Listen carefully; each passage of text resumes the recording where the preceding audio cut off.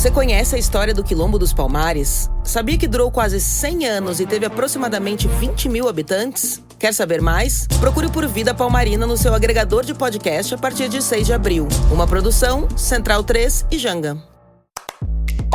Central 3. Cristo Redentor, braços abertos sobre a Guanabara.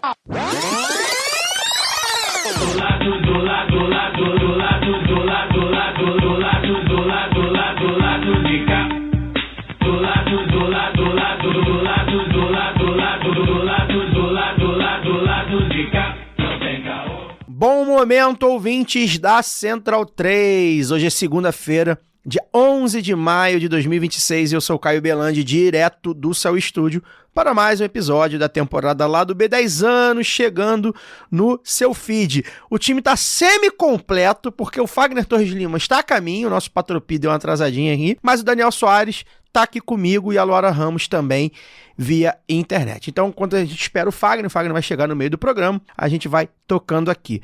Hoje a gente também tem a presença virtual de Aurélio Araújo, jornalista, roteirista e podcaster do Copa Além da Copa, que eu desde já indico aqui, tem estado semanal nas últimas semanas para abordar a Copa do Mundo. É um grande podcast, um perfil fundamental aí no Instagram e no Twitter, então sigam para quem não conhece. A gente hoje vai bater um papo sobre as nuances da Copa aí na terra do Donald Trump, né? Tá faltando um mês para começar o torneio aqui nessa segunda-feira e a gente tem muita coisa para dizer para além do campo, né?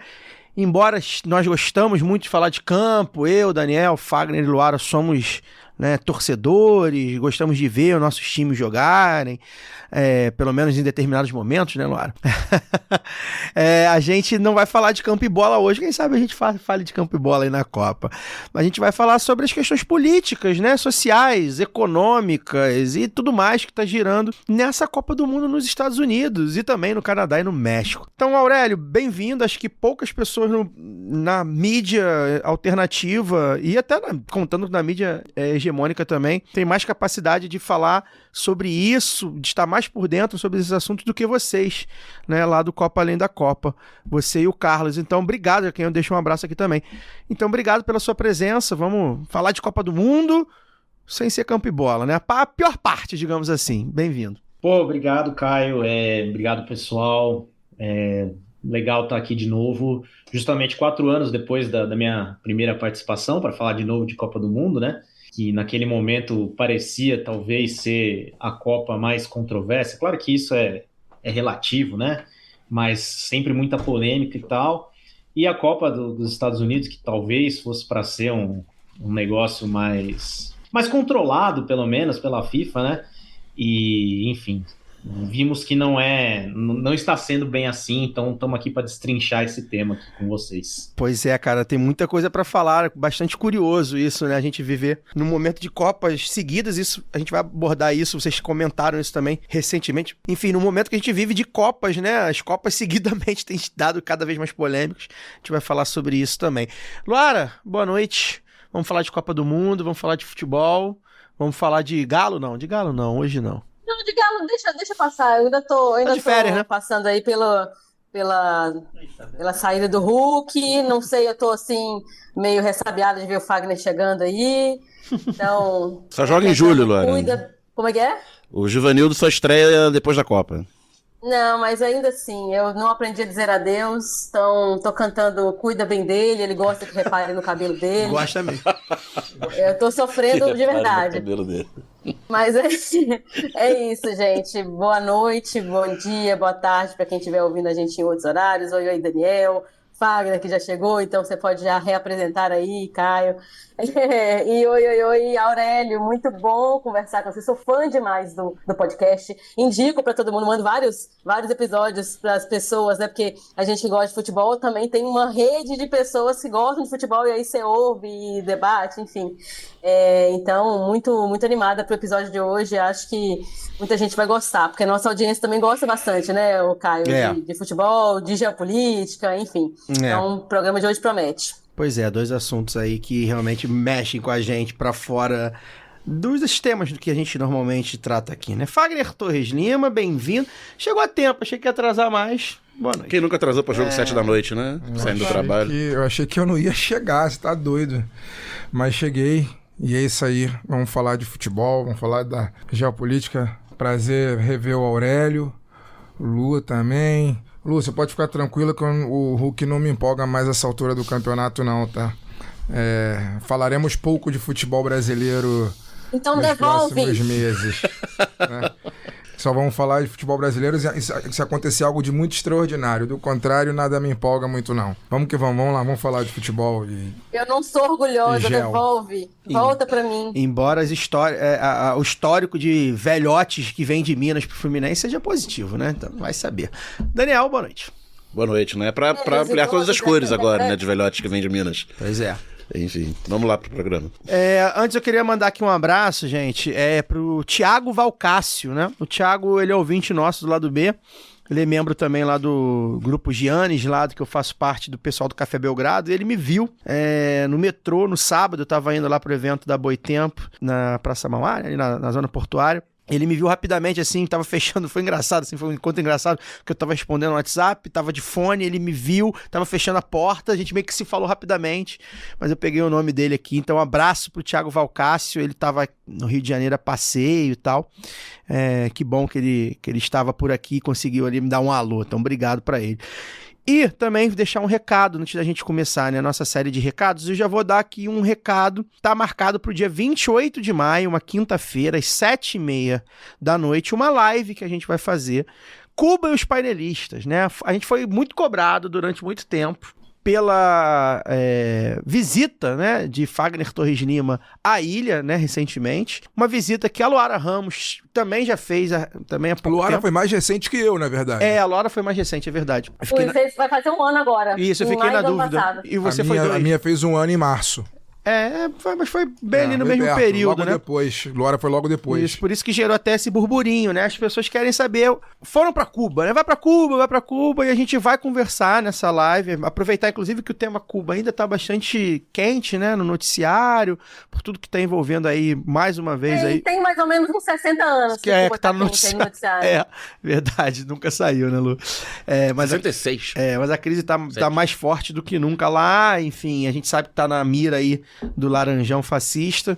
Então a gente vai falar sobre a ideia que a gente debata o que foi visto lá, né? Porque, de fato, há todo um certo misticismo até, eu diria, né? Porque quem nunca foi a Cuba... O Daniel foi a Cuba também, mas já faz muito tempo. Faz 30 anos. Pois é. Foi a primeira crise, provavelmente, que você foi. Foi logo no início. No período da primeira grande crise. Foi logo depois da queda da União Soviética. Pois é. Mas a gente quer abordar o que está sendo visto. Inclusive, está saindo documentários por aí, livros sobre o atual momento de Cuba, né?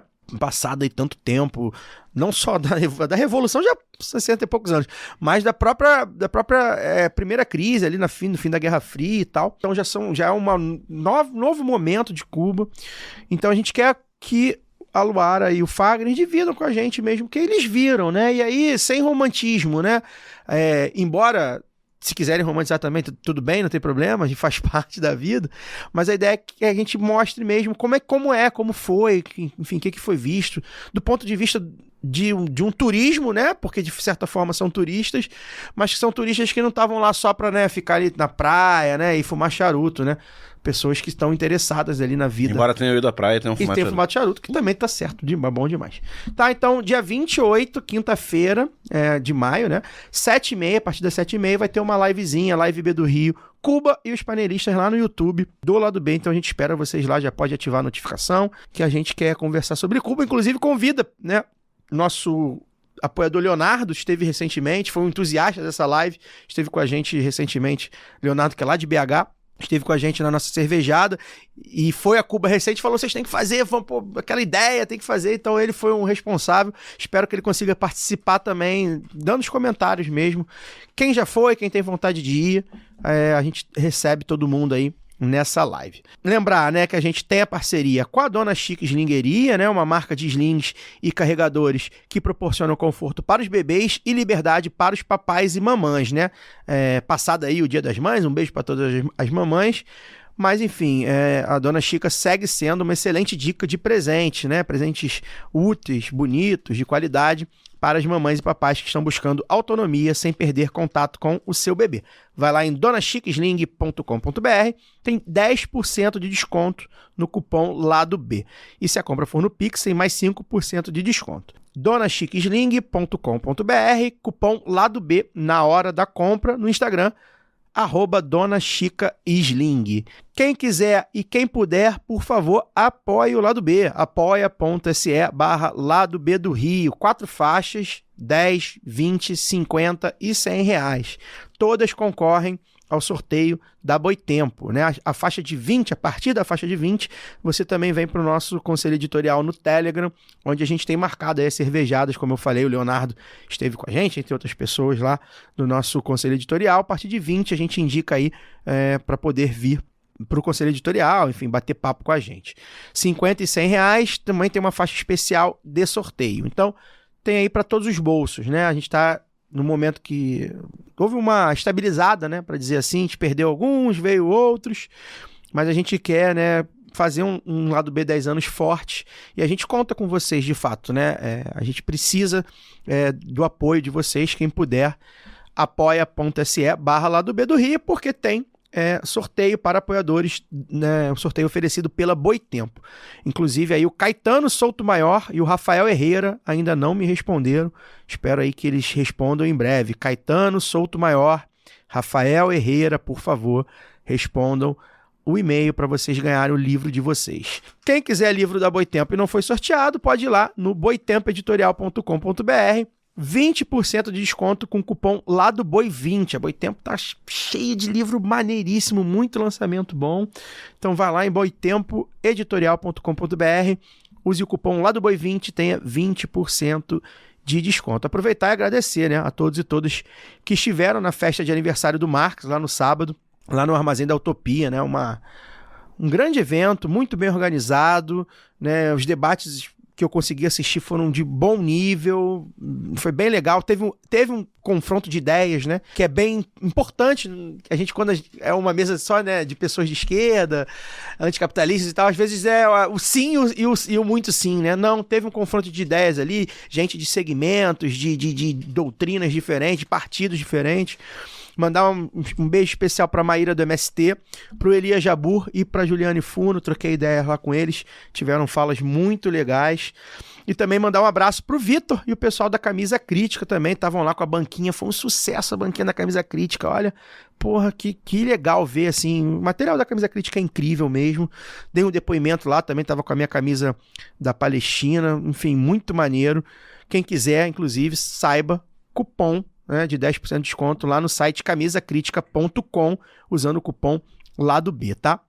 E por fim, você pode mandar um Pix pra gente, para ajudar a gente, de quanto quiser, quando puder, para ladobdorio@yahoo.com.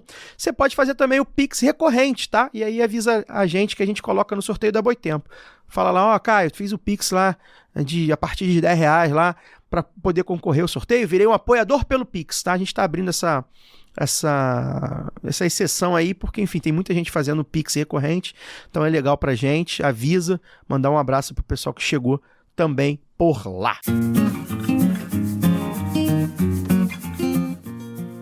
Bem, vamos iniciar a nossa conversa, né? Que hoje é papo para 3 horas de podcast, mas enfim, não vai dar tempo de fazer isso tudo. E aí, Aurélio, como eu te falei, novamente eu tenho acompanhado muito, né, os conteúdos do Copa Além da Copa. Verdade seja dita, eu acompanho sempre, mesmo antes da Copa, né? Assim, semanal, dificilmente eu perco algum conteúdo, né?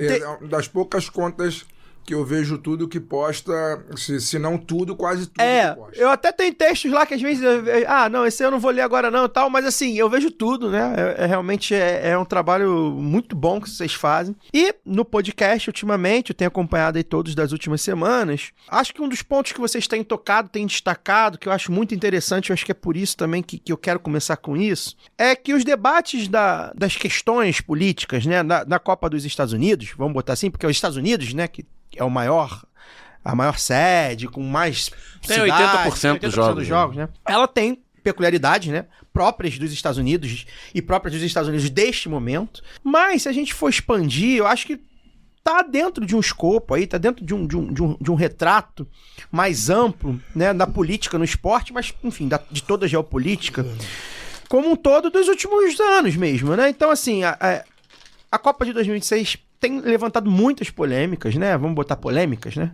Contradições, controvérsias.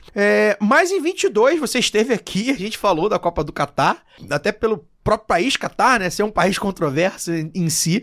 E em 2018, na Rússia, também teve questões, né? Enfim, polêmicas ali, coisas de direitos humanos e tudo mais. E aí, isso tudo levou a Copa da editoria de esportes, né, para a editoria aí de política internacional. Lembrando que 2010 e 2014, embora não sejam países de corte autoritário, são países de instituições mais frágeis ou mais suscetíveis a pressões da FIFA, né? Eu ia falar sobre isso, mas vou deixar o Aurélio completar, porque eu quero falar de 2014, acho que 2014 faz parte desse recorte, mas diferente. Em 10 eles têm o mesmo debate lá na África do Sul até hoje, tá? Pois é. Eu tive essa oportunidade de conversar lá. Pois é, mas aqui a gente teve 2013, né? Enfim, e aí, Aurélio, a pergunta, enfim, o debate que eu quero que a gente traga logo nesse começo é o seguinte, né? O que essas 3 Copas têm de comum, considerando essas polêmicas, ou seja, elas têm alguma coisa em comum e principalmente o que elas têm diferente analisando esse contexto global, né? Porque a gente está vivendo um momento, e as Copas não poderiam ser diferentes, não escapam disso,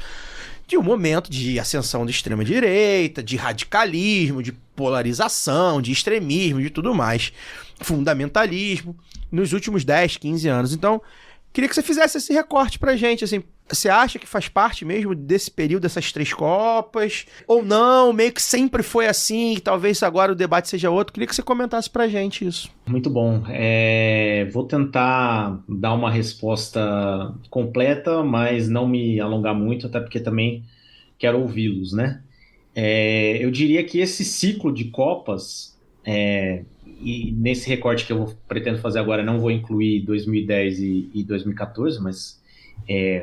de novo, gostaria de ouvi-lo sobre isso, mas ele começa especificamente em 2010, quando sai a seleção, né, a escolha das sedes das Copas de 2018 e 2022, que é um processo ali, né, com o Sepp Blatter na presidência da FIFA, que é um processo marcado por muita corrupção, né, assim, uma coisa até meio ridícula, da forma como é feito, né, várias denúncias de suborno e tudo mais. A gente não é ingênuo, todo mundo sabe que isso é algo, sei lá, mais ou menos recorrente na história de escolha de sede de Olimpíadas, né? É um poder muito grande que se dá aí a uns poucos cabeças brancas aí. E os Estados Unidos concorriam, né, para sediar uma dessas Copas nesse período, 2018 e 2022, assim como a Rússia.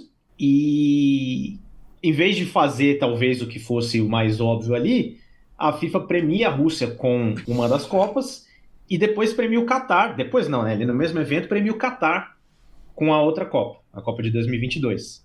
Ali, a escolha do Catar foi considerada meio inacreditável, até pelos problemas que a gente já discutiu no podcast de 4 anos atrás, mas assim, um país muito pequeno, sem a infraestrutura para receber na época 32 seleções, era meio que uma loucura, assim, que quem estava envolvido... Com as fronteiras fechadas com a única vizinha, né, com a Arábia Saudita. Também, e que fica óbvio que é um processo manchado.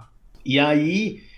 a gente tem, claro, aí tudo bem, vamos triscar um pouco em 2014. A gente tem protestos muito grandes aqui no Brasil contra a Copa do Mundo. Acho que já que se usa bastante essa expressão, né, o legado da Copa, um dos legados da Copa de 2014 no Brasil essa ida às ruas para protestar contra a Copa do Mundo, contra os gastos malucos e tudo mais. Isso, de alguma forma, se internacionaliza. E a gente sabe que a partir de 2015 a gente tem aquela investigação do FIFA Gate, né, do FBI, de alguma maneira também sendo uma represália contra a FIFA por parte dos Estados Unidos na época presididos pelo Obama. A gente, enfim, resumindo bastante a história, essa crise leva à queda do Blatter como presidente da FIFA. E em 2016 a gente tem a ascensão aí dessa figura peculiar chamada Gianni Infantino, que é o cara que conduz os processos das Copas de 2018, 2022, na preparação para 2022 ele inclusive se muda para o Catar, né? E a Copa de 2026, um pouquinho ali à frente, rondando ali a FIFA quando ela fosse chegar, os Estados Unidos, que seriam... aliás, Infantino, faltou falar essa parte importante, Infantino faz o que Blatter não fez, que é dar uma Copa aos Estados Unidos. Falou, não, a gente precisa contornar essa crise com os caras que estão investigando a gente, então vamos entregar o que os Estados Unidos querem, dar uma Copa a eles. Claro, também ali algum gostinho de Copa para o México, que seria a terceira vez, e para o Canadá também. Ali a FIFA ocupa toda a América do Norte, mas o grosso da Copa é nos Estados Unidos. E aí o Infantino se envolve de uma forma praticamente inédita, né? Primeiro, com a eleição presidencial dos Estados Unidos em 2024. Tem também o fato de que ele... eu mencionei que os Estados Unidos eram presididos pelo Obama, né, durante o processo lá do FIFA Gate. Os democratas nunca tiveram nenhum tipo de relação formal com a FIFA. E na primeira presidência do Trump, o Infantino já se aproxima bastante dele, para tentar garantir que tivessem uma Copa tranquila em 26. Claro, isso é um dos motivos pelos quais o Infantino se aproxima do Trump. Mas aí, a ponto na campanha presidencial de 2024, o Infantino apoiar tanto o Trump, que é até convidado para a posse dele. Enfim, a gente tem vários momentos constrangedores desse bromance entre eles, e acho que o maior de todos, até uma vergonha aí para a história da FIFA, que já é uma entidade que tem tantas vergonhas, a entrega, né, do prêmio FIFA da Paz ali, né, o Nobel inventado ali pela FIFA. Porque bom, não existia, né, esse prêmio, né? Inventou. Não existia. Teve uma edição e provavelmente terá só essa.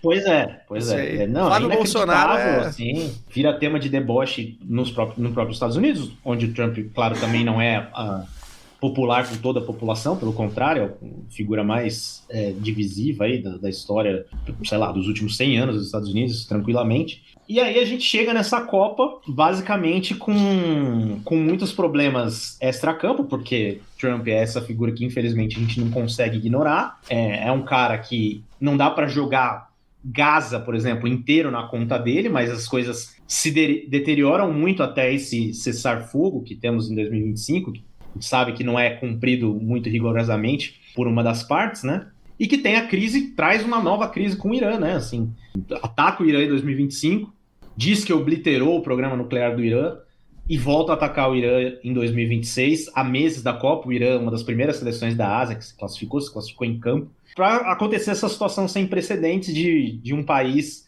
e jogar uma Copa do Mundo numa sede que está atacando ele. É uma coisa que em quase 100 anos de Copa do Mundo isso nunca tinha acontecido, mas como diz o meu parceiro lá do Copa Além da Copa, o Carlos, que você mencionou aí, era algo que estava fadado a acontecer com a expansão para 48 seleções e sediando uma Copa nos Estados Unidos, que sempre está atacando um dos cantos do planeta, um ou vários cantos do planeta. Então, acho que o panorama de como a gente chegou até aqui é esse, mas eu acho que tem um outro aspecto da Copa que eu queria só destacar, que acho que está sendo falado, mas não falado o suficiente, mas a gente tenta falar bastante lá no Copa, que é o fato dessa ser a Copa mais cara de todos os tempos, não no sentido de infraestrutura, mas talvez no sentido de infraestrutura também, porque foram feitas várias obras, né? A gente não ouviu falar muito disso, mas no esfolar o torcedor, assim, né? Todo mundo que queira se interessar pelo jogo, preços de ingressos absolutamente ridículos, preço de transporte, né? Os Estados Unidos também não é um país muito conhecido pelo seu transporte público, então a final da Copa do Mundo vai ser no MetLife lá, né, em Nova Jersey, que você não pode chegar andando no estádio. É proibido andar. Pois é. É literalmente proibido andar. É proibido, é bizarro, assim, coisas que, assim, só são críveis por serem nos Estados Unidos mesmo. E aí eu acho que isso se alinha com o momento, isso vocês estão até talvez mais qualificados que eu para dizer, mas assim, nesse momento que a gente está vivendo no planeta, onde os mais ricos partiram assim para o ataque sem limites contra o resto de nós, assim, de extrair riqueza mesmo, quer dizer, na música, no cinema, enfim, até nos games, você não é mais dono de nada, né? Você aluga, você paga uma taxa para alugar as coisas, alugar filmes, alugar discos que você queira ouvir, etc. Você não é mais dono de nada e você vai tendo que pagar cada vez mais assinaturas, serviços, coisas que não eram cobradas para ser cobradas, etc. E a FIFA, nesse ambiente aí dos Estados Unidos, resolveu fazer isso com o torcedor de futebol, e isso é preocupante, claro, porque as Copas ditam tendências, né? Então, se a metade dessa década eu acho que vai marcar uma transformação assim que, para ser bem dramático no que eu vou falar agora, eu não sei se o futebol, pelo menos o futebol como a gente conhece, sobrevive a isso, porque é realmente uma extração de riqueza, de quem é mais pobre para quem é mais rico.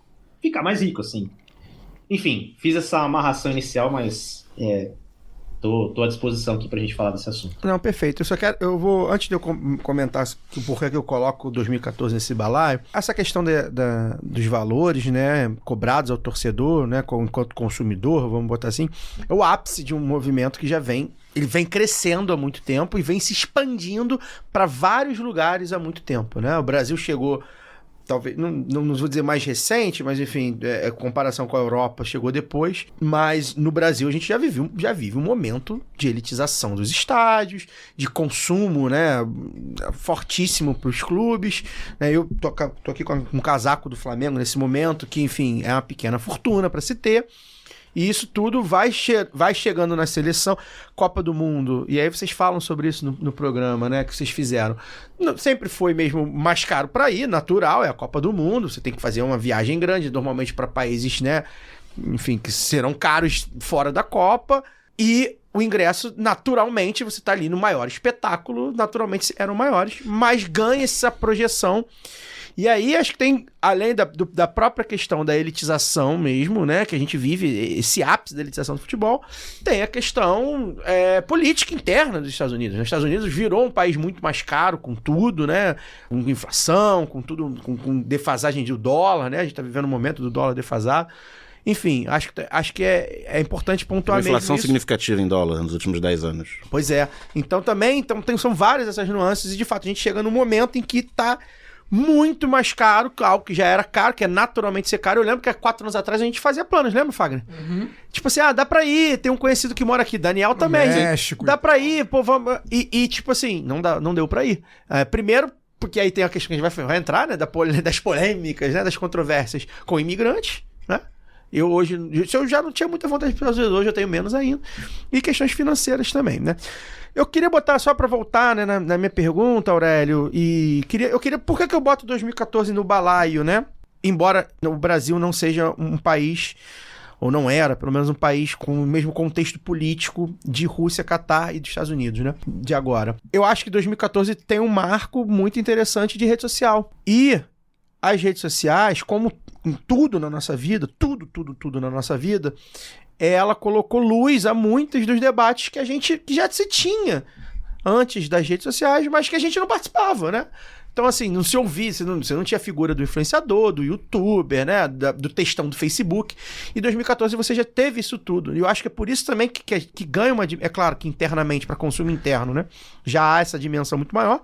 Eu sou brasileiro, o Brasil é um país grande, e é óbvio que as questões políticas do Brasil naquele tempo seriam muito mais vivas em mim do que as questões sul-africanas em 2010. Mas é porque eu acho que a gente vivia um momento já de mudança de alguns paradigmas, a partir, inclusive, da rede social, mas não só. E aí, na época, era muito Facebook, né? A gente via no momento das primaveras, né? Não por acaso, 2013, houve gente que chamava o que aconteceu aqui no Brasil, da jornada de junho, de primavera, né? Primavera brasileira e tudo mais. Já estava passando, ou seja, por alguns países de origem, digamos assim, mais autoritária, né? Se a gente for colocar esse termo em perspectiva aí da democracia liberal. E 2014 teve uma questão política muito forte. A gente viu a Dilma ser xingada e vaiada, né? E aquilo gerou uma repercussão.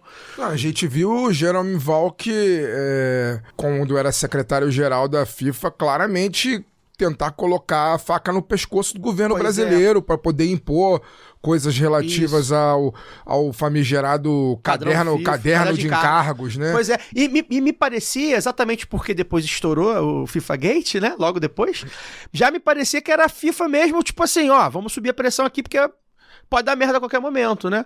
Então, por isso que eu acho que 2014 é um pré-momento que a gente viveria. E aí eu coloco a Copa do Mundo, mas acho que até em termos políticos, né? Das relações do Brasil na política mesmo. A gente tá vivendo um momento porque é pré-golpe, né? Não é o golpe, mas já é um pré-golpe, né? O próprio Dilma II, ele já é um momento de incerteza, nem incerteza, né? O governo completamente engessado e tal. Então, por isso que eu acho que 2014, na hora talvez a gente não tivesse essa dimensão. Mas se a gente olhar em perspectiva, eu acho que a gente vai olhar assim, caraca, 18, 22 e 26, olha essas Copas, né? Muita polêmica, muitas questões políticas pulsantes, extrema-direita e tal. E aí, se olhar, a gente vai ver em 2014 algumas coisas, tá? Por isso que eu acho que faz sentido pra mim tá 2014, assim...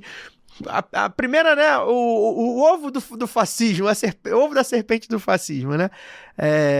Enfim, não sei o que vocês acham, mas eu, ouvindo, inclusive, o programa de vocês, eu tive essa impressão, enfim, né, nada, não elaborei nada, mas é só essa impressão de tipo assim, cara, de fato, 2014 já tinha sido... A própria FIFA, né? O que aconteceu com a FIFA naquele momento, sempre teve, mas já com rede social, já com denúncia e tal. É por isso que eu coloco 2014 também um pouco dessa pincelada aí dessas 3 últimas Copas. Não, acho que você tem razão. Acho que a transformação, realmente, existe uma transformação grande de 2010 para 2014. Bom, eu não sei como foi para vocês, certamente teve gente que conseguiu, né, ter isso antes, mas eu tive meu primeiro smartphone entre as Copas de 2010 e 2014. E eu acho que o smartphone de certa forma, a bomba atômica dos nossos tempos. Exatamente. Assim, né? Porque ela mudou completamente, assim, a forma como muitas coisas são feitas. Uhum. Então, eu acho que é um fator, sim, essa politização que a gente teve. Talvez um pouco ainda engatinhando em 2014, mas a gente teve muitos protestos marcados via Facebook, esse tipo de coisa, né? A rede social se politizou, né? Virou ali um espaço meio torto, mas assim, de debate político, e hoje a gente vê como é que, onde isso foi desembocar, etc. E acho que, realmente, assim, você tem razão. Naquele momento talvez a gente não percebesse, mas agora, olhando o conjunto da obra, olhando, né, com essa perspectiva de quem está em 2026, acho que dá para a gente extrapolar, assim, para 2014 como talvez o princípio, ou 2010, mas enfim, dessa fase atual das Copas do Mundo. E vocês, o Fagner citou aí o Jerome Valk, né, assim, ele diz claramente, que vocês vão se lembrar, né, daquele vai e vem de lei geral da Copa e tudo mais, ele diz claramente que democracia demais é um problema, né, assim, democracia demais, é mais fácil você falar com quem manda, em vez de ter todo mundo dar a sua opinião, etc. Acho que naquele momento ele traduziu bem a forma como a FIFA pensava e segue pensando. Isso. Porque, enfim, a gente já tem sede escolhida até 2034 e não parece que vai melhorar muito. E faz sentido até pelas escolhas mesmo que vieram, que foram feitas em 2010, como você falou, né? Então, ou seja, estão ali, né, nesse período.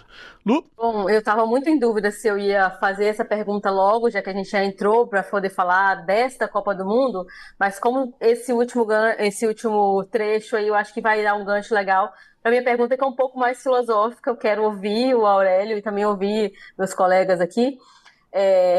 Um pouco mais filosófica, um pouco mais... Acho que cabe aprofundar, assim.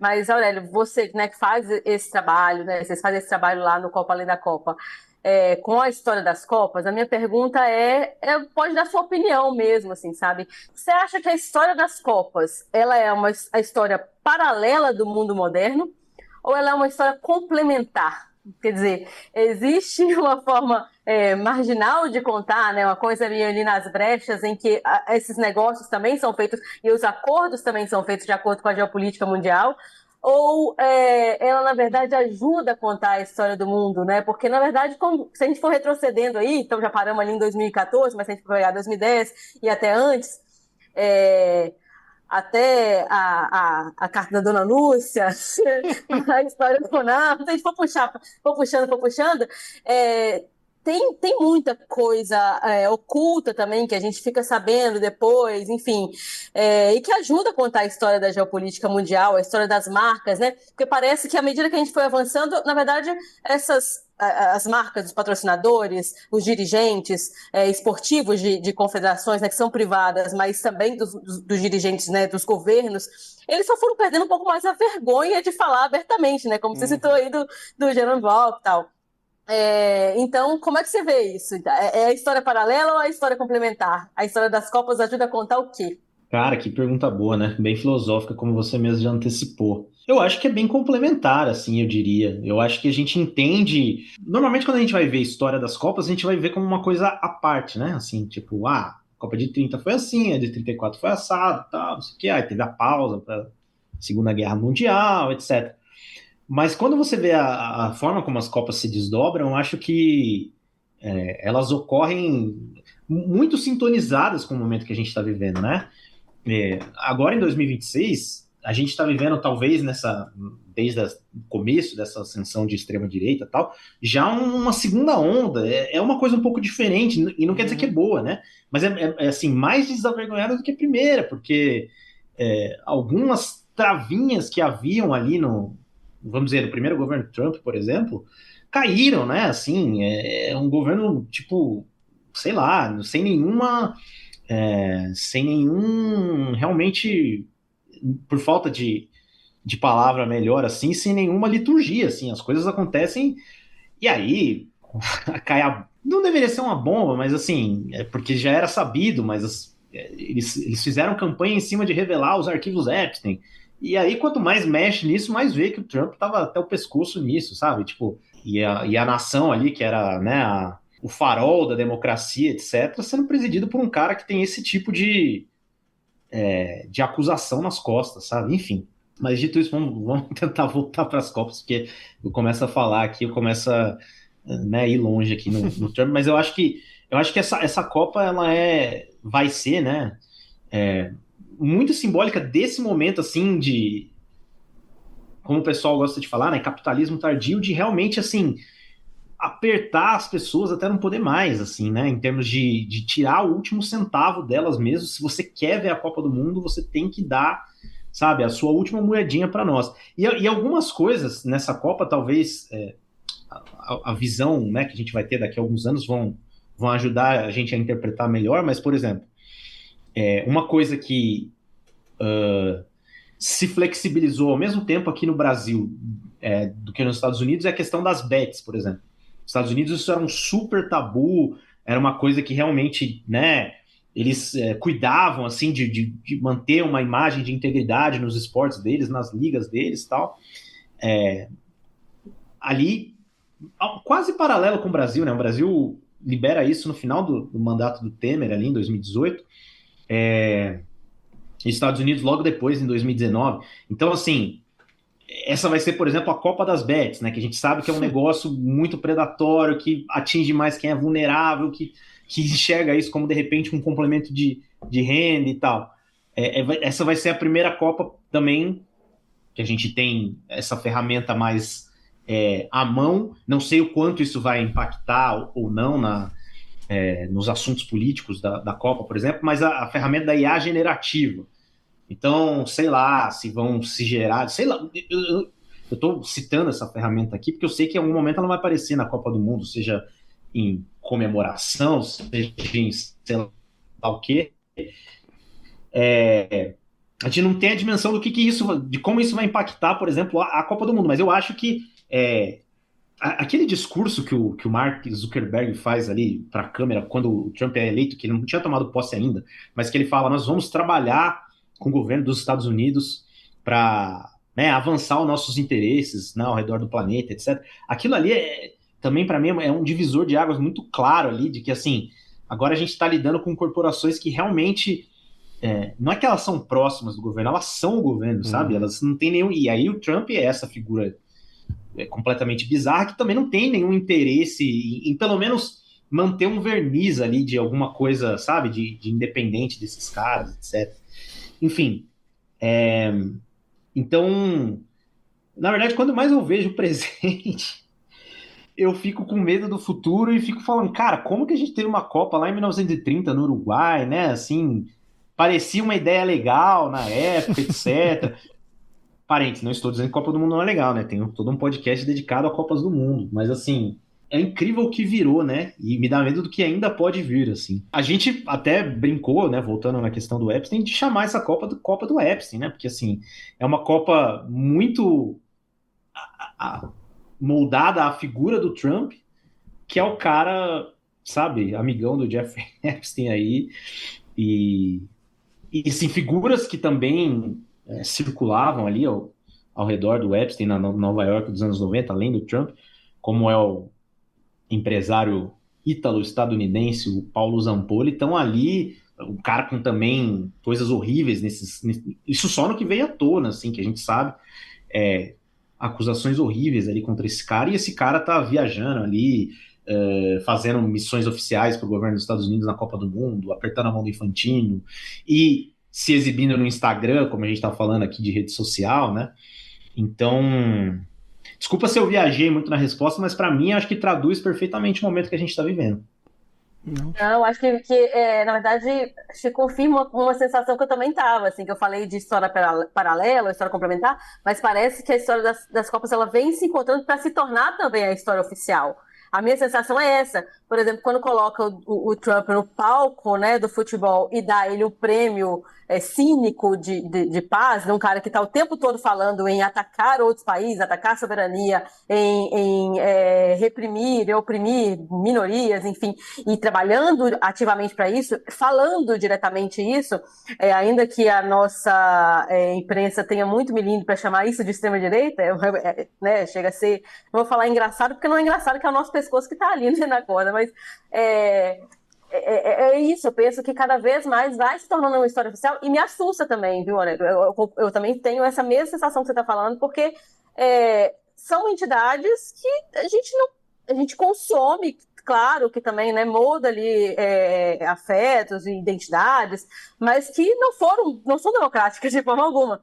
E são corruptas, quer dizer, se a gente fala de 2014, as manifestações, 2013, 2014, que tinham essa pauta da corrupção como coisa, e essas entidades como essa, né, que são privadas, cheias de corrupção, e as pessoas tratam a corrupção como uma coisa do Estado, né, da forma Estado, de governos, mas se esquecem do quanto ela está embreada nas empresas privadas, nessas reuniões de negócio, que não é porque não envolvem diretamente o dinheiro público, mas ainda é um dinheiro popular, né? O dinheiro do povo, que até o último centavo, como você citou, as pessoas que consomem futebol, que às vezes não conseguem nem sair desse consumo, porque também, se a gente for pegar e puxar as marcas que são parceiras e patrocinadoras, também são grandes marcas, grandes, né, conglomerados, e um grande problema aí do capitalismo também, que se fala da concorrência, mas na verdade esses conglomerados, eles engolem todas as marcas, né, engolem toda uma cadeia de produção, e aí nós estamos falando, né, se eu for começar aqui também, de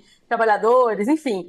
Então eu fico muito, muito assustada também com essa sensação de que essa história está se tornando a história oficial, e a gente sendo carregado, inclusive a gente que gosta de futebol, né, que consome futebol, mas que não consegue, nesse momento, enxergar uma forma de sair disso tudo também, ou de consumir de uma forma mais responsável, ou popular, enfim, de fazer um contraponto e pensar uma revolução para o futebol saudável, de novo, um esporte aos moldes do que a gente imaginava, né, de uma Copa do Mundo, de um esporte como integração, né, entre os povos e tudo mais. Vamos lá, só antes de perguntar para o Aurélio, né, a FIFA, ela tem 122 anos de existência e 9 presidentes eleitos na história, né? E então a FIFA não é nenhum exemplo de democracia.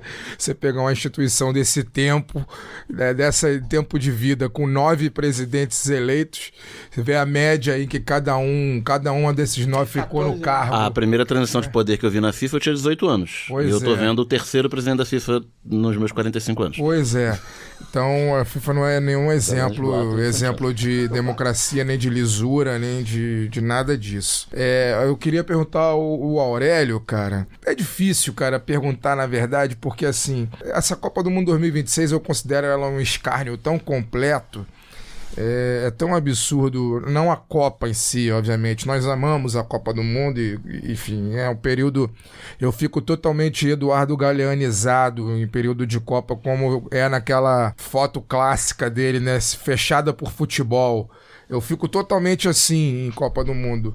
Mas é a Copa do Mundo nos Estados Unidos, né, cara? A Copa do Mundo nos Estados Unidos é que ela é um absurdo completo e que, na minha visão, é um espetáculo muito revelador do cinismo do mundo, né? Porque existem muitos pesos e medidas naquilo que a gente imagina e considera como absurdo ao redor do mundo, né? As guerras, entre outras coisas, os golpes, entre outras coisas. Os Estados Unidos é um país que a gente está vendo que inclusive está bombardeando, né, nesse momento, um dos países que vai disputar a Copa Copa do Mundo no território deles. E então é tanta coisa absurda que a gente é obrigado a presenciar no âmbito do esporte, seja na FIFA, seja no COI, seja nas federações de maneira geral. É tudo muito absurdo. Eu queria perguntar pro Aurélio, para além da expectativa de torcedor, de alguém que, presumo, torce pela seleção brasileira, e alguém que ama o esporte, que ama o futebol e que se emociona com as imagens que o futebol proporciona pra gente, eu queria perguntar a sua expectativa para a Copa 2026, mais fora do campo do que dentro do campo. Dentro do campo, eu acho que a gente tem aí uma incógnita, né? São muitos grandes jogadores que vão ficar de fora por lesão. No formato. Né?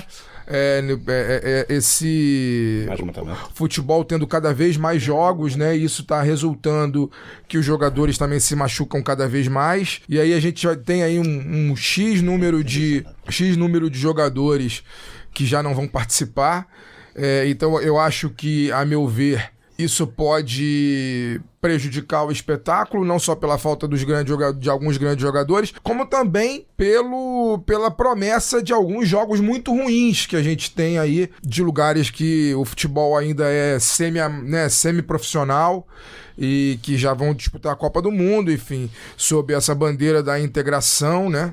A mesma integração, né, que se propõe abrindo espaço para 48 seleções, é a integração que se propõe a fazer a Copa do Mundo num país que bombardeia o outro. Então são essas contradições que a gente está lidando. Eu queria perguntar a você, até mesmo para que você, como uma pessoa atenta às questões geopolíticas, possa inclusive nos orientar de como proceder, porque pra gente também, mais uma vez, a seleção brasileira, ela já não tem despertado as paixões que despertou em mim particularmente, pelo menos até ali a minha adolescência, mas vem ficando cada vez mais difícil torcer.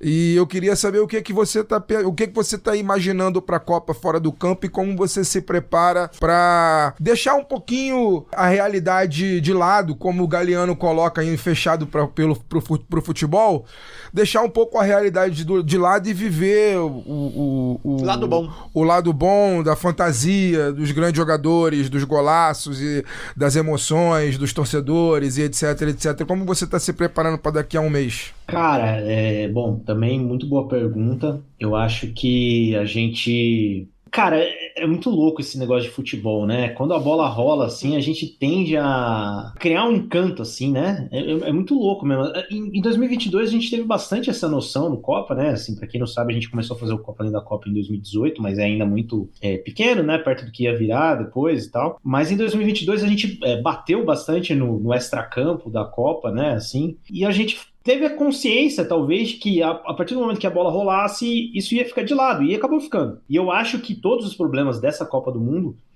vão ficar de lado, assim, a partir do momento que tem o apito inicial, né, no primeiro jogo, México e África do Sul, ainda tem aquele encantamento, né, assim, a gente vive as nossas primeiras Copas, a gente vive as nossas todas as experiências da vida na infância, e aí mantém aquele encanto ali, aquela coisa de tipo, primeiro, o mundo inteiro reunido num lugar só. Isso é uma coisa muito interessante que não é bom que se banalize, né? Inclusive chegou a circular a ideia de Copa de 2 em 2 anos e tudo mais. Mas enfim, isso é um outro assunto. Não é legal que se banalize isso, né? E os jogadores, cara, que assim, bem ou mal, né? Assim, são super bem pagos, uma boa parte deles, né? Que estará na Copa do Mundo, etc. Muitas vezes distante da realidade da população, né? Dos países. Acho que a seleção brasileira é um exemplo maravilhoso disso, mas que estão ali e são os artistas, né? São quem faz as Copas do Mundo, ainda mais uma Copa do Mundo que aparentemente não teremos muitas das torcidas mais carismáticas, porque, por exemplo, na Copa do Catar, uma coisa que foi legal foram torcidas árabes, né? Assim, que não são exatamente bem vistas nos Estados Unidos atual, e claro, nós, latino-americanos, que claramente não somos bem-vindos nesse momento dos Estados Unidos, se é que algum dia fomos, mas agora somos menos ainda, né? Então, resta aos jogadores e as comissões técnicas, todo mundo que tá lá, encantar a gente durante esse período. Agora, você tocou num ponto interessante, que é a questão do quanto essa pequena mudança, pequena grande mudança de número de seleções e consequente aumento de jogos, quanto isso vai afetar mesmo a percepção da Copa do Mundo, né? Será que, de alguma maneira, isso não vai... Eu realmente não sei, tá? Eu gosto das histórias de países alternativos, eu gosto de Curaçao na Copa, né? Assim, parece uma coisa muito louca, mas eu acho interessante. Pra gente até saber mais sobre Curaçao. Eu sou uma pessoa que cresci como curioso sobre os países, porque via Copa do Mundo, porque via Olimpíadas, etc. Mas, assim, o quanto futebol é muito futebol, ou melhor, o quanto futebol é futebol demais, entendeu? Porque a gente tá saindo de 64 jogos para 104. É um aumento, assim, significativo. Por pouco a gente não dobrou o número de jogos ali, né? E isso também vai impulsionar jogos realmente que devem ser de mais baixo nível, porque uma expansão de 16 seleções não é brincadeira, assim, não, é muita coisa.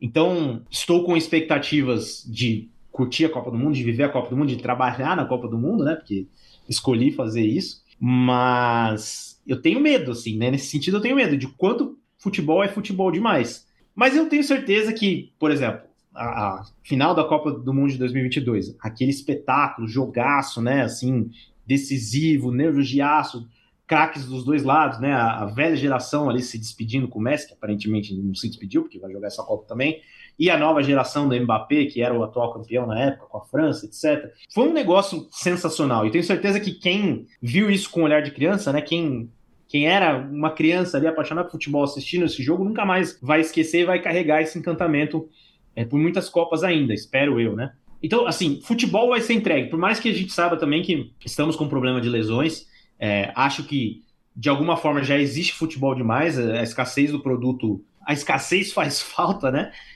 Estava até conversando com um amigo meu esses dias, o quanto a gente vivia aqui no futebol brasileiro, a janela, né, no começo de dezembro até final de janeiro, aquele período sem futebol, né? Tinha ali Copinha, né? Copa São Paulo, etc. Mas... E aí eu era criança, comprava o jornal Lance, via as transferências, etc.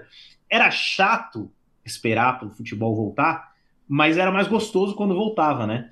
E agora o futebol não para nunca, tem futebol o tempo todo, tal, os salários estão cada vez mais altos, precisa de dinheiro de TV para pagar, a TV quer preencher a grade também, e isso chegou até a Copa do Mundo. Então, tô curioso para saber, assim, como isso vai impactar. Espero que não seja um grande impacto, porque, querendo ou não, como todos aqui, gosto muito de Copa do Mundo, né? Mas vamos ver.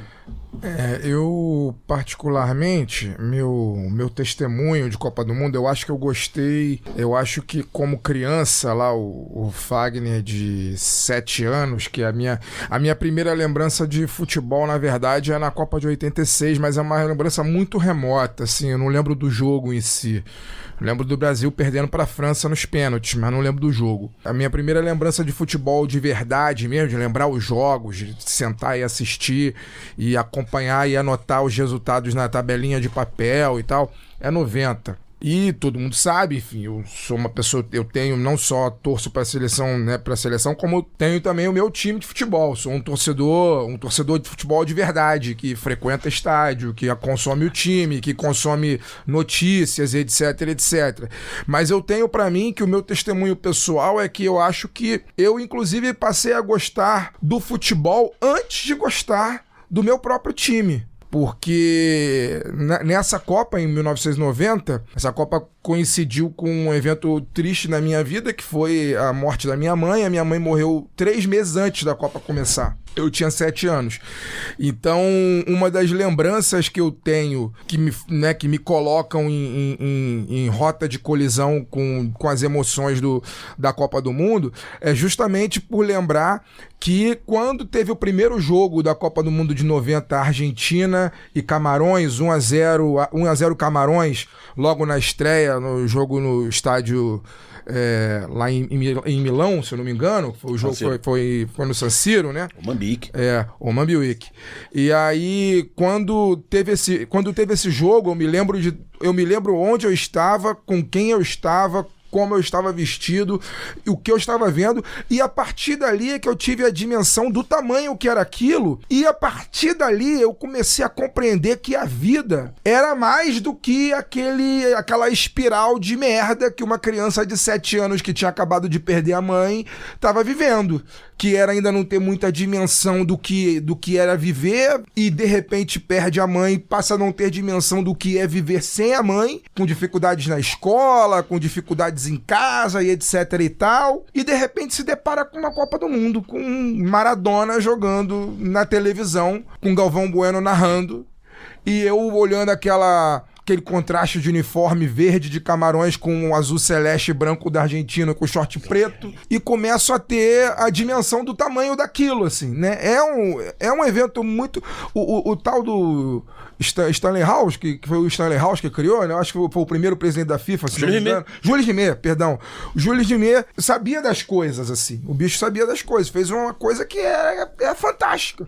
Mas é impressionante como ao longo do tempo a gente vai envelhecendo, e não só vai envelhecer tem seu lado bom, mas também tem seu lado ruim. A gente acaba percebendo como pioram as coisas que a gente ama na melhor fase da vida, né?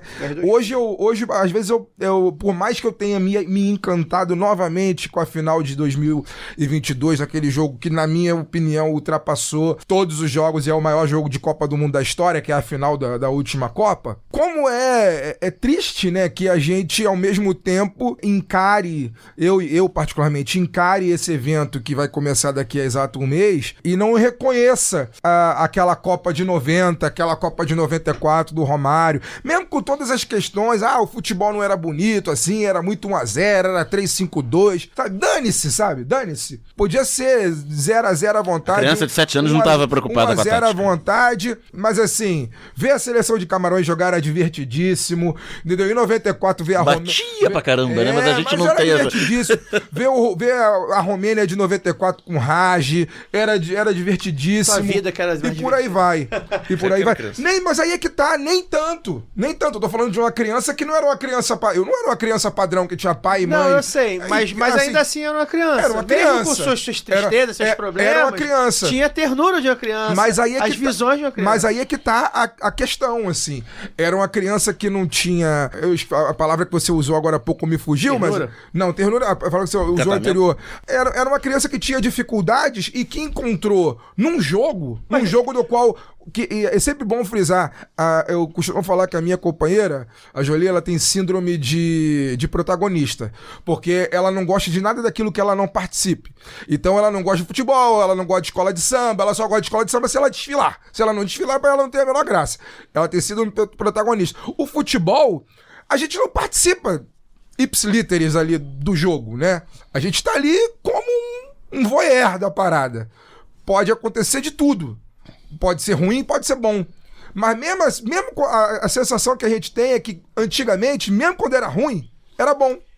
Porque, enfim, eu acho que tem uma questão mesmo da gente olhar com um olhar diferente. Eu só quero, eu vou pedir depois, no final, a despedida de cada um pra citar um momento da Copa, o primeiro momento, um momento que lembra da Copa. O Fagner falou do dele, acho que seria legal. Mas eu só queria me meter nesse assunto antes de passar pro Dani. Do formato da Copa, eu acho que um dos problemas do formato da Copa, além desse excesso de jogos, e aí vamos saber, né, até quanto a gente aguenta de jogo, e eu acho que eles testam esse limite mesmo da gente vai ter um momento, eu já tenho falado isso de Flamengo, dos nossos times, é muito jogo, não precisa ter tanto jogo, enche o saco, cansa. Mas além disso, a gente vai perder as histórias também, né, porque assim, beleza, Curaçao, maneiro. Cabo Verde, maneiríssimo.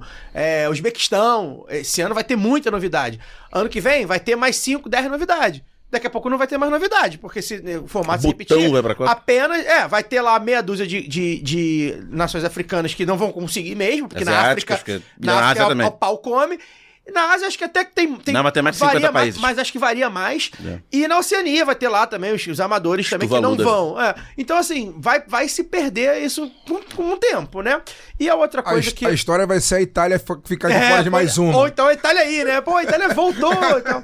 E eu acho que vai ter história quando a Itália voltar. Pois é. E a outra questão que eu acho que é muito que o Aurélio citou na fala dele, né? Que quando a bola rola a gente esquece. E é exatamente por isso que o futebol e o esporte como todo, mas principalmente o futebol, é um instrumento de política tão tão importante para os poderosos. Porque no final das contas, embora a gente combata o discurso do futebol do povo, do futebol como no caráter alienante, ele é alienante. Naqueles 90 minutos, as pessoas querem ver o jogo. E aí, eu, com todo respeito aos pesquisadores que fazem, né, que mostram os torcedores que assumem suas posições políticas ao redor do mundo, são muitos e tal, é uma pequena parte. As resistências, né, políticas é uma pequena parte. A ponto de, ainda mais no momento atual, a gente não conseguir, uma parte do mundo, sequer conseguir boicotar essa Copa do Mundo. Eu tenho me pegado, a gente conseguiu boicotar Copas do Mundo e Olimpíada na Guerra Fria, pô. Pelo menos uma parte do mundo. É claro que era a menor parte também, mas a gente boicotava. Não vou aí, não tinha que ter aí, não vou aí, você é meu inimigo. Hoje, o Irã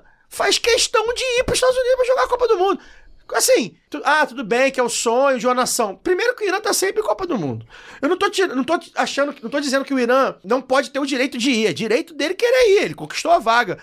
Mas, cara, os caras não conseguem falar assim, cara, eu não vou pros Estados Unidos. Vou perder a Copa do Bem, não. Na próxima a gente vai. Porque os Estados Unidos, a gente não tem uma nação que se levantou e falou assim, não vou pra lá, eu não vou.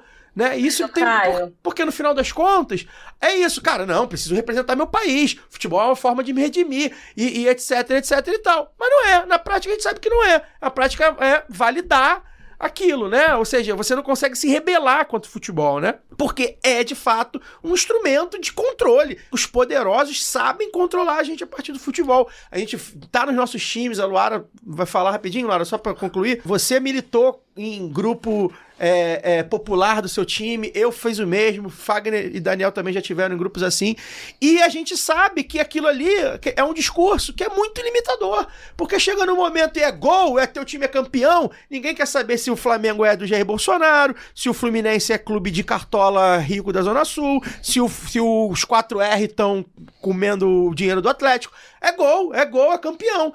E é foda, a gente, aí fica lá a minoria, que é minoria da minoria. Quando ganha. Gente, quando ganha. Pô, legal, ganhei, tô feliz, mas... Então, assim, o futebol, Aurélio, tem esse caráter. Se não tivesse, eles não usavam o futebol. Eles deixavam pra gente. Lu, como você quer complementar, né? Pra passar pro Dani perguntar também. Não sei, é porque você usou uma frase que eu achei muito interessante. Você falou assim, as pessoas estão ali durante os 90 minutos, elas querem assistir ao jogo. E eu acho que cada vez mais fica... Sempre foi, quem é torcedor torce para ganhar, mas eu acho que cada vez mais as pessoas querem ganhar. Eu acho que essa elitização no futebol acompanhou um novo perfil de torcedor que passou a ser o torcedor consumidor. Então você vê, os ingressos estão cada vez mais caros, eu quero arenas confortáveis, eu quero área VIP, eu quero as bebidas de qualidade. Meu time jogando 100% o tempo inteiro. E que ganhe, porque assim, o perfil eu vejo pelo perfil da torcida do Galo, como é que já mudou. Vaiar no meio do jogo. Vaiar é uma coisa inadmissível. Você vaiava-se muito no final do jogo, mas muitas vezes eu vi o Galo perdendo sendo aplaudido porque os jogadores pelo menos tentaram. Hoje o jogador pode dar o carrinho que for, não engana mais aquele jogador raçudo. Embora tenha mudado o perfil dos jogadores também, né? Também, as redes sociais, a gente pode falar disso em outros momentos. Sim. Eu acho que nem sei se cabe tanto pra essa Copa, mas acho que ainda no final eu quero trazer uma pergunta sobre isso, mas que vai, acho que, encontrar isso. Mas assim, é cada vez mais, né, Aurélio, essa coisa do torcedor consumidor que vai exigir. Então, se o meu ingresso é caro, eu quero que a arena lá, onde vão ter os jogos da Copa, até mesmo jogos do Campeonato Brasileiro, esteja de acordo, mas que também o time corresponda, porque senão, como assim, né? A experiência não foi completa. Eu não saí daqui e o futebol não é isso, né? O resultado. Você não paga pelo resultado, você não sabe o resultado. E é por isso, Fagner, que me permita discordar aqui, mas eu não acho que não existe jogo ruim em Copa do Mundo. Eu acho que todos os jogos são promissores. A gente vê coisas absurdas acontecendo, seleções tradicionais sendo derrubadas por seleções menos tradicionais. E eu, como discípulo do Dadá Maravilha, não acho que existe gol feio. Feio é não fazer gol. Então não existe jogo feio. Feio é não ter jogo, em horários que eu não poderia beber. Então, quanto mais jogos em horários espalhados que eu possa usar como desculpa para beber minha cerveja e assistir futebol, eu tô achando ótimo. É isso. Durante a Copa do Mundo eu sou daqueles que não perde nenhum jogo, né? Que gosta de ver tudo, que depois que passou a ser possível usar a tela dupla, usa a tela dupla, os jogos simultâneos da última rodada. Exatamente.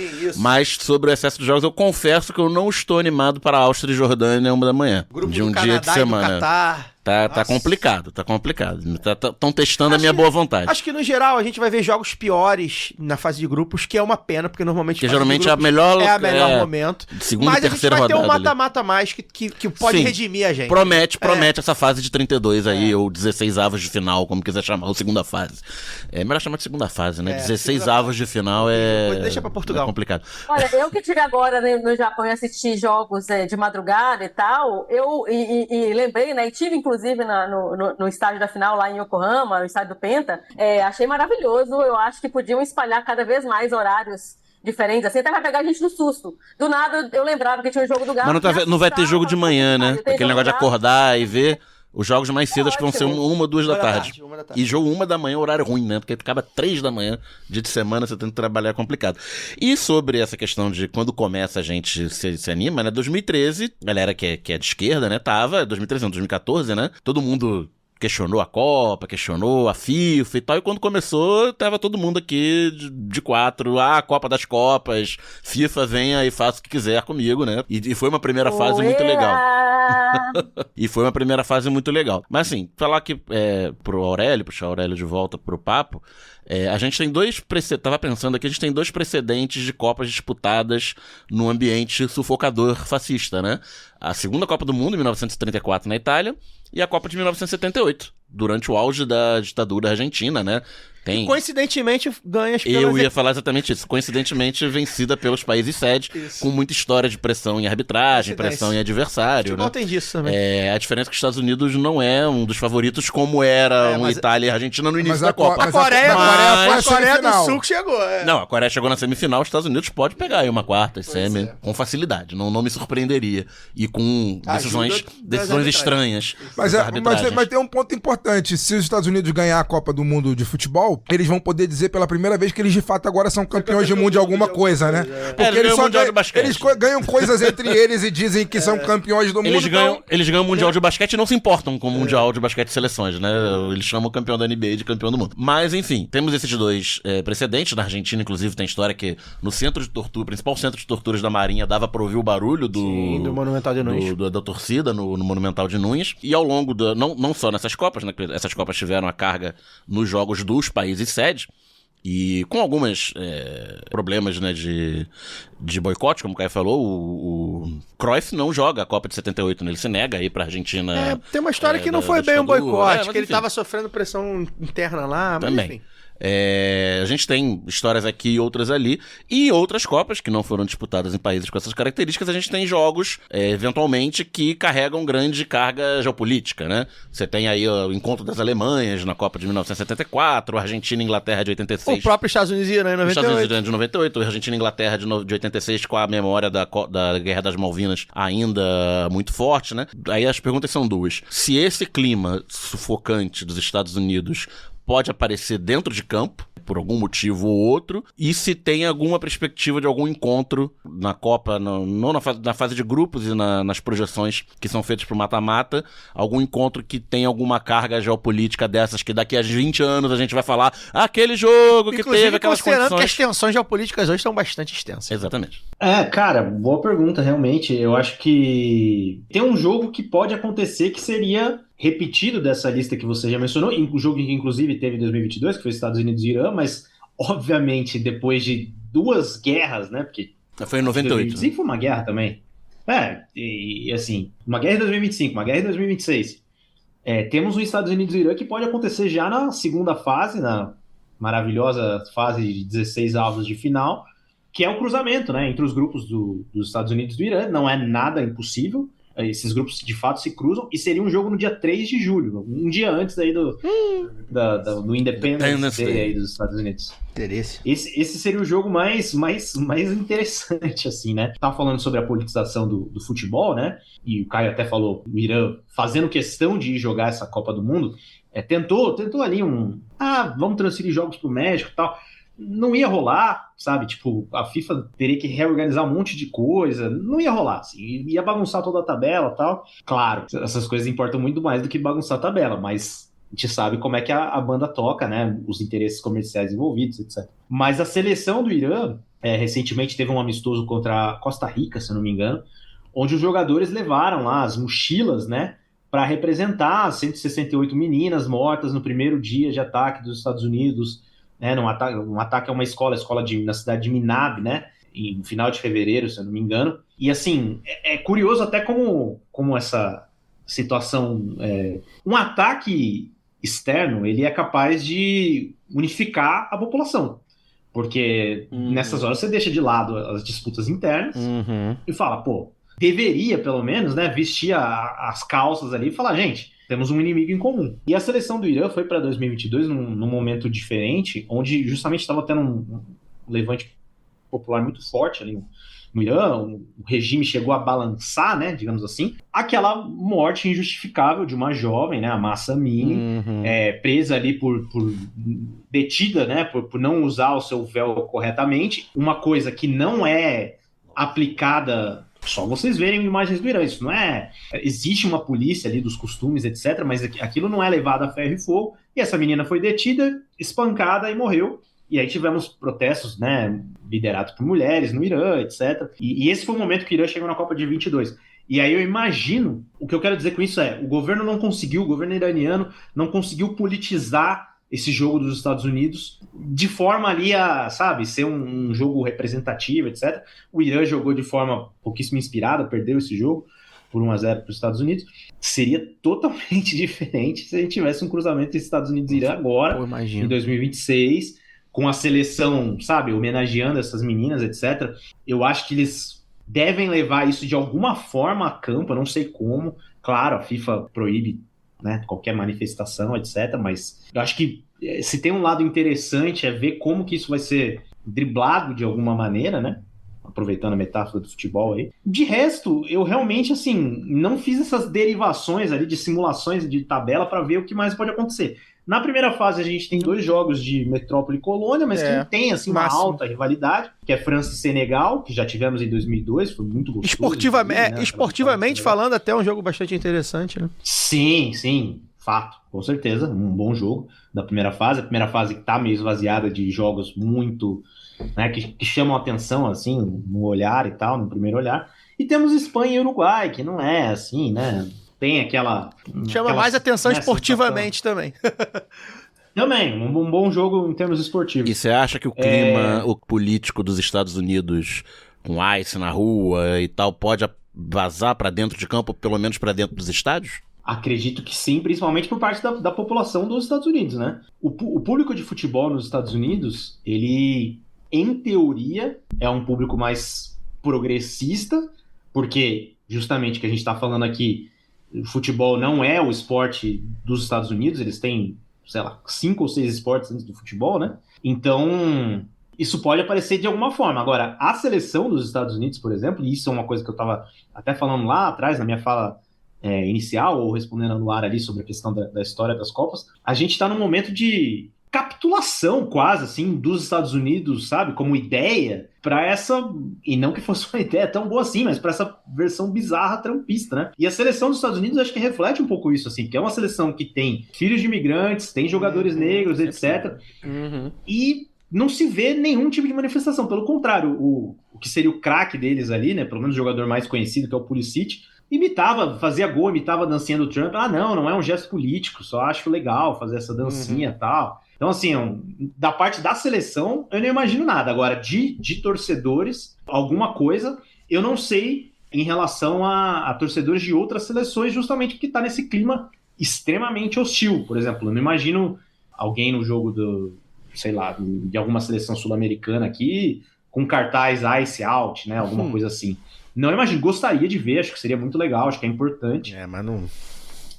E até uma transformação curiosa, né, com relação à Copa de 94, que foi a última Copa nos Estados Unidos, né, a única outra Copa nos Estados Unidos, o quanto se trouxe mais política para dentro dessa, né? Não que a outra não tivesse, mas, por exemplo, era um negócio tão à parte ali para os Estados Unidos que quem entrega a taça pro Dunga é o Al Gore, né? O Clinton provavelmente, que era o presidente dos Estados Unidos, não estava nem na O Clinton foi na abertura, eu acho. O Clinton foi na abertura. Alemanha e Bolívia, hein?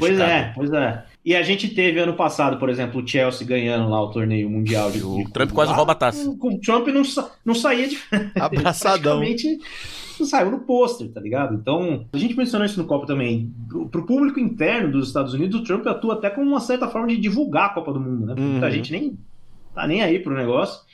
E todo esse lance dele estar o tempo todo com o Infantino, etc., serviu para pelo menos as pessoas terem um pouco mais de consciência de que tá rolando ali. Mas, voltando à sua pergunta, eu acho que vamos ver, sim, algum tipo de manifestação. Só não sei se alguém será corajoso, algum imigrante, né, de se manifestar até de forma mais organizada ali, com algum, sei lá, seja cartaz, seja o que Nos for. Estados Unidos tem uma colônia iraniana significativa, e que é uma diáspora que majoritariamente fugiu da Revolução Islâmica.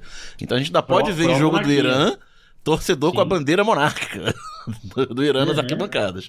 São 2 jogos em Los Angeles e um jogo em Seattle. Exato. Todos na costa oeste. Exato. Vamos ver provavelmente protesto anti-Irã, né? Provavelmente protesto anti-Irã. Por Irã, pela diáspora, né? Pela diáspora iraniana. A vida não é simples. O jogo aqui que eu tô olhando aqui, talvez, pra gente ficar de olho, né, seja Estados Unidos e Paraguai, né? Porque, enfim, Paraguai, os Estados Unidos. O novo oásis. Embora Paraguai seja a Suíça. O novo oásis da América do Sul, né? Ainda são vai latinos. dividir a torcida brasileira agora, que agora tá migrando pro Paraguai. E vai ter Estados Unidos e Turquia também, né? Turquia, o bicho não é muito simples, não, né? A Turquia pode ser que dê caô. De resto, realmente não tem tanto. Inclusive, não sei se ele vai aparecer, né? Vai dar as caras aí, mas o artilheiro da Copa do Mundo de 2002, a última Copa da Turquia, Hakan Şükür, mora nos Estados Unidos, porque é justamente um dissidente aí, né? Do governo Erdogan. Inclusive, o nome dele foi censurado na transmissão da Copa na Turquia em 2022, etc. Tem esse fator aí também. Tem um jogador... Na verdade, o Şükür, ele era um grande artilheiro, mas ele não tinha feito gol na Copa de 2002 até a decisão de 3º lugar contra a Coreia. O Kanter, né, também da NBA, Enes Kanter também, jogador turco NBA, que também é rompido lá com Erdogan e tal. Tem essas polêmicas. Também.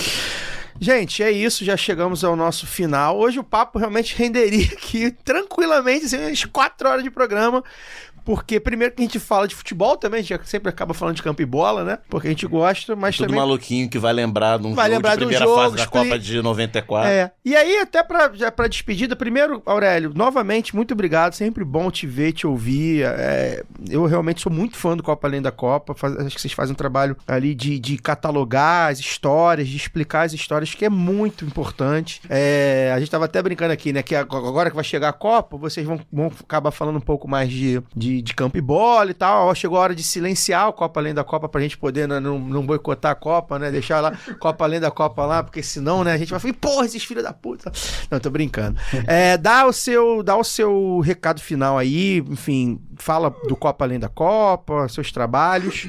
Muito obrigado. Eu quero que você fale também um pouco da Copa. Qual a sua primeira lembrança, ou uma lembrança mais marcante que você tem, assim, de Copa? Acho que é legal por cada gente dar o Fagner já deu o relato dele, cada um poder se despedir dando esse relato aí. Obrigado, meu amigo. Bom, agradecer novamente o convite, é um prazer. Passou muito rápido, assim, por mim. A gente podia continuar pelo menos mais uma horinha aí conversando. Gosto de ouvi-los também, então, enfim. Estou sempre na audiência, vamos dizer também. Bom, Copa Além da Copa, vocês já deram a introdução aí, a gente é um podcast, a gente é um perfil aí nas redes sociais, né?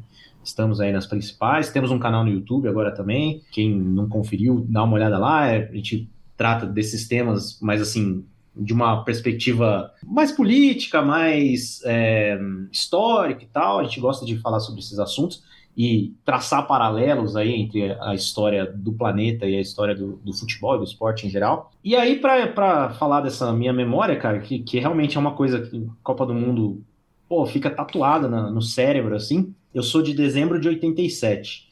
Então eu não tenho memórias da Copa de 90, assim. Tipo, muito, muito vagas, esparsas e tal. A minha primeira Copa de verdade é 94. Justamente com o Brasil campeão, né?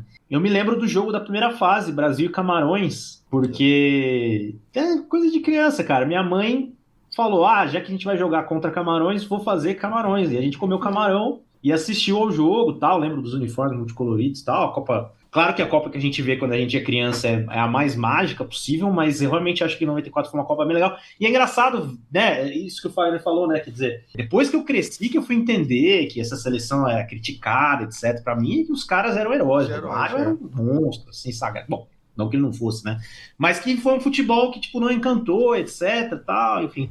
Pra mim, era a coisa mais fantástica do mundo. E a minha lembrança, minha primeira, talvez, lembrança de Copa é Brasil e Camarões, minha mãe trazendo um prato de camarão pra gente comer. Faz total sentido. Já era a segunda rodada. A gente agora foi Brasil e Rússia. É verdade. Daniel, então, vou começar com você, deixar a Laura por final. Me diz aí qual a sua lembrança que você mais gosta, primeiro. Boa noite. Boa noite. Eu tenho com a Copa de 90 relação muito parecida com o que o Fagner falou aqui. Eu sou quase 2 anos mais velho, eu tinha 9 anos na Copa. Mas é a primeira Copa que se acompanha, sabendo do jogo e tal, papapá. Mas não pode deixar de ser 94 também, né? Porque aí com 13 anos, você torcer pra seleção que ganha a Copa, né? É muito legal, porque com 13 anos, o 9 é a Copa do descobrimento do futebol. Com 13 você já é um completo doidinho por futebol, você acompanha o ciclo inteiro mais com seu clube, com crítico. Imagina, o Daniel com 13 anos lendo as críticas de todas e tal, conhecendo os jogadores. Já passava alguns campeonatos estrangeiros, né? Sobretudo o espanhol, então você conhecia já alguns jogadores dos outros times. E é muito legal. E ganhar no final, aquele clima todo de mobilização que muito maior do que é hoje, talvez porque não chegue mais nas fases decisivas, né? Semifinal e final. Mas, tipo, meu pai, que não é um cara que nem acompanha tanto futebol, nervoso, andando no quintal, na hora dos pênaltis. Também. Não tinha Netflix não pra ligar, conseguiu né? ver os pênaltis. Tinha TV a cabo, tinha aquela maluquice toda. A Globo saiu do ar, aconteceu tudo, né? A Globo saiu do ar no meio da prorrogação. Luz, lá em da Graça faltou luz. Campo Grande não faltou luz, mas a Globo saiu do ar. Faltou luz na estreia. Vamos pra Bandeirantes. Faltou luz nos pênaltis lá em da Graça. E que hora, hein, pra faltar luz nos pênaltis? Na casa faltou luz na estreia contra a Rússia. E, assim, interessante que o Aurélio falou, né, da nossa lembrança, dos uniformes coloridos. Em 94 teve uma coisa que, além nos anos 90, os uniformes serem mais coloridos e a FIFA não ter essa coisa que ela vem fazendo. Tá refazendo já, anos, tá refazendo. O monocromático ele tá refazendo. De botar um monocromático, né? A Itália toda de azul. Horrível. A França toda de azul, ou toda de branco. Embora tenha explicação de daltonismo também. Eu sei. Faz sentido. E o Brasil tem jogado muito jogo de calção branco, né? Porque já que não tem calção amarelo. Ovo.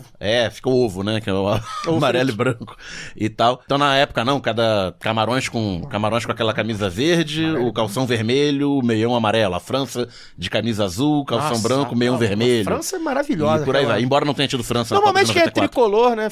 Fica bonito. Mas tem uma coisa que, além desses uniformes coloridos, a Copa foi toda disputada no horário de meio-dia, né? 2 da tarde, por causa da TV europeia, que é uma coisa que vai ser diferente. Vai ter muito jogo noturno nessa Copa agora em 2026. Os europeus vão ficar de madrugada. Então aquela luz chapada de meio-dia nos uniformes coloridos criou uma estética muito própria. Que é muito própria daquela Copa. Que parece também com a Copa de 86 do México, que é o mesmo horário, mesma faixa horária. Uma coisa que a gente não falou, uma coisa que a gente não falou, que eu quero ver como é que vai funcionar, é a questão do jogo paralisar por causa de ameaça de tempestade. No Mundial de Clubes teve casos bizarros, né? Já dá seu boa noite, então.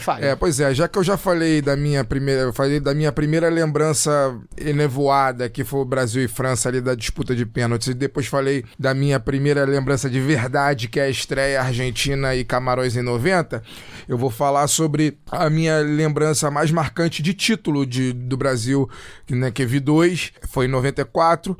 Eu me lembro que eu assisti esse jogo sozinho com a minha tia-avó em casa. Eu tinha 11 anos, né, na ocasião, só eu e ela não conseguiu ver o jogo, não conseguiu ver a prorrogação porque ficou muito nervosa. Ela já era uma senhora de mais de 50 anos na ocasião, ela era minha tia-avó e que me criou depois que minha mãe faleceu, e ela foi pro quarto e ficou rezando no quarto enquanto tinha a prorrogação e a disputa de pênaltis. E a minha primeira lembrança é meio que um filme, quase um filme neorrealismo italiano aí, sem querer usar o trocadilho pela final ter sido contra a Itália, mas a cena a cena que eu me lembro, quando o Baggio bate o pênalti pra fora é muito parecida com a cena da Dora levantando o Josué no final do A Vida é Bela. É a minha tia vindo correndo do quarto, me pegando no colo e me jogando pro alto, porque eu também tava chorando e rezando, porque o Brasil ganhou os pênaltis, e ela vem correndo, me joga pro alto, e aí o grito do Galvão vem na cabeça, é tetra. É a minha lembrança mais bonita, assim, eu acho. O Galvão que foi o maior papagaio de pirata da história, porque a transmissão pegou foca no Pelé. E o Galvão tá do lado. No Pelé. Essa é pra mim, essa é a minha lembrança mais bonita, assim, de Copa do Mundo, né? É isso. E é isso. E eu posso mandar um abraço rapidinho, cara? Rapidinho. Ontem eu tive, né, o batizado do meu afilhado. E, pô, lá eu conheci o Irá, que, pô, é o filho de um dos caras mais importantes aí do movimento negro, né, na história do Brasil, assim, filho do Januário Garcia, que foi um fotógrafo negro brasileiro importantíssimo, com trabalhos importantíssimos aí ligados à MPB e tudo mais, e infelizmente ele deixou a gente na pandemia de Covid, graças, enfim, né, muito por conta do desgoverno que a gente viveu naquela ocasião. E aí eu queria mandar um abraço pro Irá, que, pô, quando ele me reconheceu lá no batizado do Pedro, meu afilhado, e da minha sobrinha Mariana, veio falar comigo que ficou muito feliz, que é ouvinte do Lado B de muito tempo. Ele mora em São Paulo, escuta o Lado B nos deslocamentos aí, Rio-São Paulo, e eu prometi mandar um abraço pra ele, foi um prazer conhecê-lo, aí fica um abraço pro Irá. Vamos que vamos. Obrigado, Aurélio, também. Luara Ramos, boa noite. Dê aí você que é, como eu, né, os mais novos da mesa, dê aí sua lembrança, é o quê, 2018?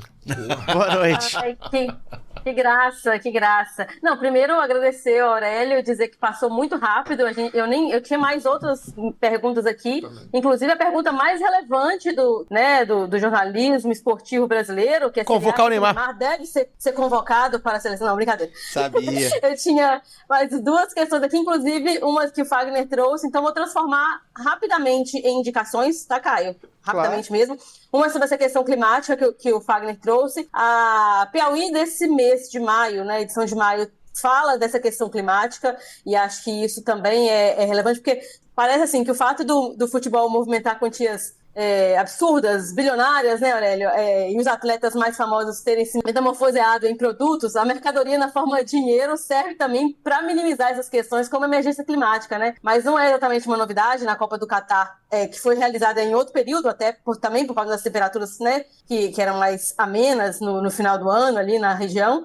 Mas mesmo com considerações de diversos especialistas e entidades, não houve uma mudança assim, no calendário, nos horários das partidas. Teve o que o Daniel trouxe, assim, mas boa parte das partidas ainda vai ser realizada em horários que não são considerados exatamente seguros para os atletas e aí também, né, por consequência, ao público. Não está jogando, mas está ali sujeito também a raios solares, a umidade, enfim. Então, eu falei aqui de indicação, mas acabei não pegando o título do artigo. Mas vocês vão procurar aí na Piauí desse mês de maio de 2026, falando sobre essa questão da emergência climática, né?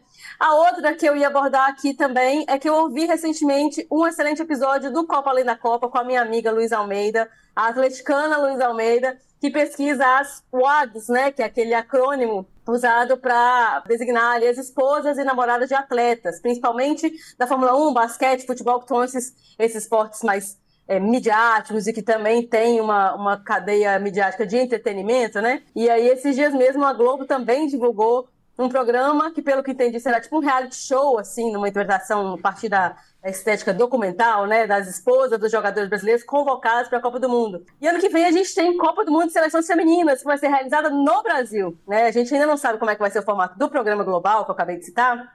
Eu acho que se chama Convocadas, é irônico, né, esse nome, mas pelo histórico de abordagem da mídia sobre esse tipo de conteúdo, sempre mais associado ao entretenimento, é o tipo de coisa que eu acho que não pode ser tratado como qualquer coisa ou como pauta de mulher, como disse recentemente o queridíssimo Juca Kfouri, né, mas que foi interpelado brilhantemente pela jornalista Domitila Becker. Eu falo porque ainda é tratado como futilidade, mas segue moldando e influenciando o comportamento, atraindo novos públicos e, de certa forma, define, né, o que é esse lugar de mulher. Ou então, no contexto agora de movimentos extremistas, que a gente parece que vê esses movimentos cada vez mais querendo encerrar, né, mulheres num só lugar, de coadjuvante, ou então a culpada pela derrota, ou responsável direta pelo bem-estar masculino durante ali, as competições. Eu acho que essa é uma questão que se desdobra em muitas outras. Como, por exemplo, tudo que é identificado como feminino continua a ser desprezado pelo futebol. Né? Enquanto o jornalismo punheteiro sempre elegeu suas musas, né? A forma como as torcedoras se vestem ou customizam camisas dos times continua gerando críticas sobre o que seria, por exemplo, a forma certa de torcer. Eu tive recentemente, como eu falei, né, no Japão, e aí, além do estádio, né, do Penta, lá em Yokohama, eu também estive no estádio do Sanfrecce Hiroshima. Né? E uma das coisas que mais me chamou a atenção, eu peguei ali o finalzinho da partida, na saída ali das torcedoras, eram as formas diferentes que elas usavam os uniformes do clube. Além de eu ter dado uma circulada ali pela loja do clube, que fica ao lado de uma das entradas onde eu estava, né, do estádio, e aí tinha muitas opções, masculinas, femininas, tinha destaque para o time feminino. Uma das coisas que me chamou a atenção foi isso, elas eram assim, super estilosas, fashionistas. Eu adorei, porque eu acho que a moda também é uma forma de expressão do amor, né, pelo nosso time de coração, e demorou muito tempo para as mulheres serem reconhecidas até como consumidoras de artigos esportivos, né? Eu sou da época que eu tinha que comprar um número menor da camisa do meu time, né, do Galo, porque não tinha camisa feminina. Simplesmente não existia. Eu era ignorada, inclusive, como consumidora. Então, dito isso, vou deixar aqui a minha indicação também deste episódio da entrevista do Copa Além da Copa com a Luísa Almeida, sobre as WAGs, que eu acho que é um tema que a gente precisa olhar com mais cuidado, né? Inclusive com esse olhar acadêmico, olhar sério, porque molda o nosso entorno. E aí, eu vou deixar a minha terceira indicação para falar primeiro, falar depois dessa minha lembrança, né? A primeira lembrança que eu tenho, Caio, é da Copa de 94, da final. Eu lembro da minha camisa, eu tinha uma camisa com o mascote, acho que é Striker, né? Da Copa Era o cachorrinho. Striker. E eu lembro de eu ir pra carreata com essa camisa. Mas essa não é a mais significativa. A minha, como torcedora, foi da Copa de 98, a Copa seguinte, de 98, que eu ia fazer 7 anos, eu tinha 6 anos na época da Copa, e eu me lembro de vários jogos, me lembro do primeiro jogo do Brasil, mas o jogo mais significativo, naquele jogo contra a Holanda, eu não vi os pênaltis, porque eu estava apavorada embaixo da mesa da casa da minha avó Lica e rezando, torcendo. Acho que foi a primeira vez que eu me reconheci como torcedora mesmo, assim. E estava com meus primos reunidos, a gente mais ou menos ali, alguns, né, eram a maior parte mais velhos, mas meu irmão 1 ano mais novo que eu, então tinha uma escadinha assim, então aquela coisa da turma, sabe, reunida, e você se reconhecer como parte de um grupo. Acho que foi a minha primeira memória como torcedora mesmo, eu apavorada embaixo da mesa, não assisti o Sai que é tua, Tafarel, só tenho essa lembrança depois, porque eu ouvi os gritos, mas eu não vi os pênaltis. Eu vi o jogo, eu vi né, existia ainda o gol de ouro, então eu senti toda aquela tensão, eu falei, não vou conseguir assistir pênaltis, eu quase morri aqui com essa prorrogação, eu fui para baixo da mesa. Então essa foi a minha primeira lembrança mesmo de Copa, assim, significativa, ativa como torcedora, porque em 94 eu fui levada, né? Eu fui carregada para carreata. Então aí, sim, para encerrar, a minha terceira indicação, Fagner, você falou como é que a gente lida, né, com essa sensação, você perguntou isso para o Aurélio, sensação contraditória, né, como torcedor e ao mesmo tempo consciente de todas as contradições do futebol, para ficar aqui num eufemismo muito, muito básico, né?